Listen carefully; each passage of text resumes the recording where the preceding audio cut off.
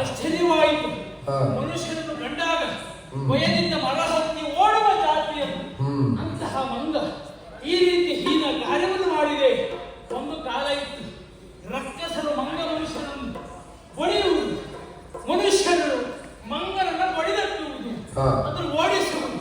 ಆದರೆ ನಮಗೆ ಆಶ್ಚರ್ಯ ಮತ್ತೇನಲ್ಲ, ನಮ್ಮಲ್ಲಿರುವಂತಹ ಬಲಿಷ್ಠರನ್ನು ಹೊಡೆದಿದೆ ಎಂದಾರು ವಿಶೇಷ ಮತ್ತೇನಲ್ಲ, ಮಾತನಾಡುವ ಮಂಗವಂತೆ. ಹಾಗಾಗಿ ಯೋಚಿಸ್ತಾ ಇದ್ದೇನೆ, ಇವರು ಯಾರೆನ್ನುವುದಾಗಿ ಅರೆ ಗಲಿಗೆ ಯೋಚಿಸಿದಾಗ ಸಾಮಾನ್ಯದವರಲ್ಲ, ಅಶ್ವಿನಿ ದೇವತೆಗಳ ಕುಮಾರರು, ಮೈಂಧ ದ್ವಿಧರಿವರು. ಹಾಗಿದ್ರೆ ಇವರು ಸಾಮಾನ್ಯದವರಲ್ಲ, ಶರಣ ಶ್ರೇಷ್ಠರಾಗಿದ್ದಾರೆ. ತಮ್ಮ ಶರಣತೆ ಎಷ್ಟೇನುವುದನ್ನು ಇನ್ನೊಂದು ಸಂದರ್ಭದಲ್ಲಿ ರಾಮನಗರದಲ್ಲಿ ಪ್ರಸ್ತುತಪಡಿಸಿದವರು. ಹಾಗಿದ್ರೆ ಅಂಥವ್ರು ಇಲ್ಲಿಗೆ ಹಾಕಿ ಬಂದರು ಗೊತ್ತಾಯ್ತು ನನಗೆ. ಆಲೋಚನೆ ಮಾಡಿದ್ದೇನೆ, ಪ್ರಪಂಚದಲ್ಲಿ ಎಲ್ಲ ವ್ಯಕ್ತಿಗಳು ಕಾಲವನ್ನು ಕಾಯ್ತಾರೆ, ಆದರೆ ಕೃಷ್ಣ ಹಾಗಲ್ಲ.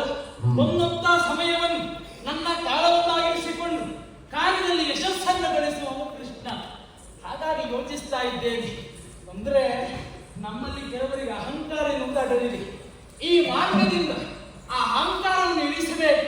ಅಹಂಕಾರ ಬರಬಾರದು, ಅಲಂಕಾರಕ್ಕಿರಬೇಕು. ಅದು ಹೆಚ್ಚಾಯಿತ ದುರಹಂಕಾರ ಎನ್ನುವುದಕ್ಕೆ ಮಾರ್ಪಡ್ತದೆ. ನಮ್ಮವರಲ್ಲಿ ಅದೇ ಉಂಟು, ಇದೇ ಸರಿಯಾದಂತ ದಾರಿಯಲ್ಲ. ಹೀಗೆ ಮಾಡ್ತೇನೆ.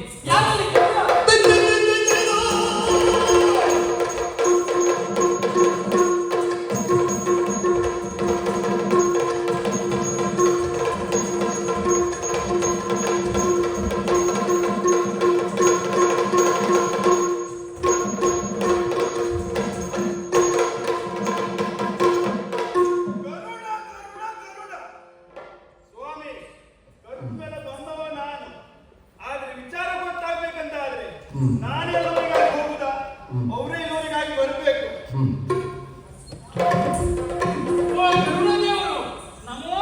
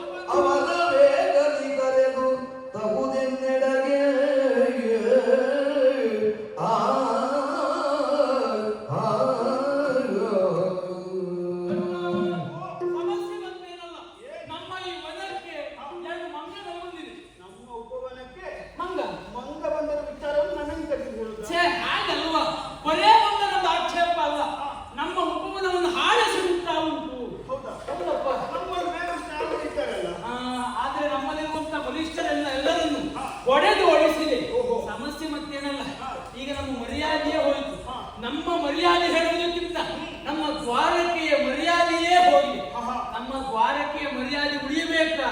ಗರುಡನ ಮೂಗು ಹೋಗ್ಬೇಕು. ದೇವರೇ, ಇದು ಕೊಂಕಿನ ಮಾತು ಗೊತ್ತಾಗ